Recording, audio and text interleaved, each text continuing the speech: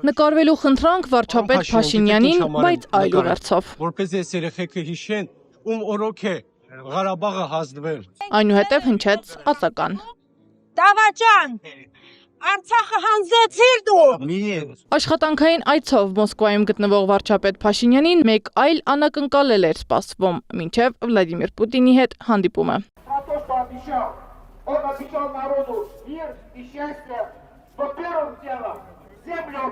Միջադեպերից ժամեր անց մեկնարկեց Փաշինյան-Պուտին հանդիպումը։ Օրակարգում մի շարք հարցեր էին ներառված. Արցախյան շարժում, նախընտրական փուլ, քաղբանտարկյալներ, ԵՄ, ԵԱՏՄ ընտրություն եւ այլն։ Մենք չպետք է շարունակենք Ղարաբաղյան շարժումը, քանի որ հաստատվել է խաղաղություն եւ Հայաստանն ու Ադրբեջանը հարգում են միմյանց տարածքային ամբողջականությունը։ Քաղաքագետ Ստեփան Հասան Ջալալյանը անիրատեսական է համարում Փաշինյանի հայտարարությունը։ Արցախյան շարժումը մեկ մարդ չի սկսել, որ մեկ մարդ էլ ավարտին հասցնի։ Աստված մի արասցե Հայաստանի Հանրապետության ղեկավարությունը ճանաչի Արցախ-Ադրբեջանի կազմում, դա չի նշանակում, որ Արցախի հայության ինքնորոշման իրացված իրավունքի հարցը մեջտեղից դուրս է գալիս։ Ոչ, այդպիսի բան չկա։ Այո, դա ցավալի է, դա ողբերգական է, դա ամոթալի է, որ Հայաստանի ղեկավարը կարող է նման դատողություն արտաբերել, բայց դրանով չի նշանակում, որ վերջ, փակվեց Արցախի հարցը, ավարտված է, այլևս խաղաղություն հաստատվեց, ոչ։ Փաշինյանը հանդիպմանը խոսել է Հայաստան-Ադրբեջան հարաբերությունների մասին։ Պուտինին ասել ոչ միայն Թրամփի, այլև նրա ներդրումն է մեծ։ Արձագանքելով Պուտինն ասել է.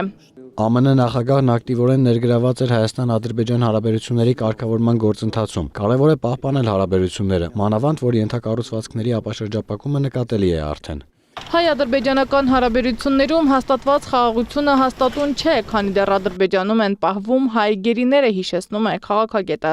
Հայաստանի եւ Ադրբեջանի միջև խաղաղություն չի հաստատվել նախ առաջինը, որպես այդպեսին է գոյություն չունի ստորագրված վերջնական փաստաթուղթ, եւ եթե նույնիսկ թվացial խաղաղություն է, դա խաղաղություն չէ, դա իրականության մեջ այսպես առերևույթ խաղաղություն է, որովհետեւ երբ որ երկրների միջև հաստատվում է խաղաղություն, դա չի կարող համարվել խաղաղություն, քանի որ մեր գերիները գտնվում են Ադրբեջանում, եւ եթե խաղաղություն է հաստատված, ապա մեր գերիները ինչու են գտնվում Ադրբեջանում, եւ բացի դրանից Ադրբեջանը օկուպացրել է Հայաստանի Հանրապետության ինքնիշխան տարածքի 200 ավելի քան 200 քառակուսի կիլոմետր տարածք։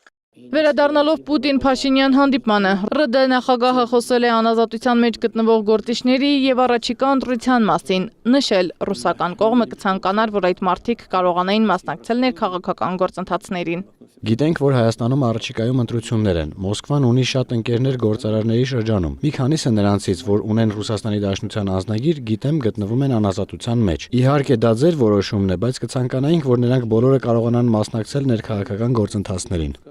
Ի պատասխան վարչապետ Փաշինյանը ասաց, Հայաստանում ընտրություններին կարող են մասնակցել միայն Հայաստանի Հանրապետության անձնագիր ունեցող քաղաքացիները։ Քաղաքագետ Մենուա Սողոմոնյանի կարծիքով Փաշինյանի Ռուսաստանի Դաշնություն այցի իրական նպատակներից մեկը նախընտրական տրամադրությունները հասկանալն էր։ Նա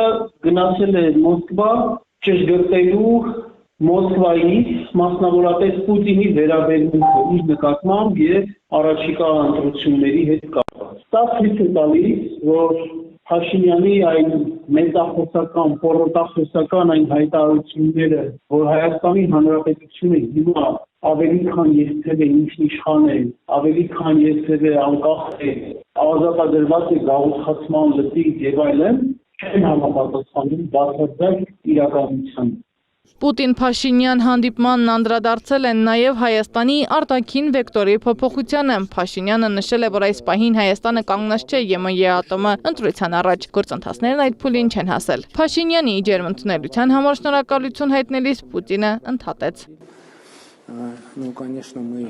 Միասին դեռ պետք է ընտրենք այսօր։ Այո, շնորհակալություն հյուրասիրության համար։ Սեդամ Ակարյան, Անի Աբաղյան, Գեղամ Ղազարյան, ABC Media։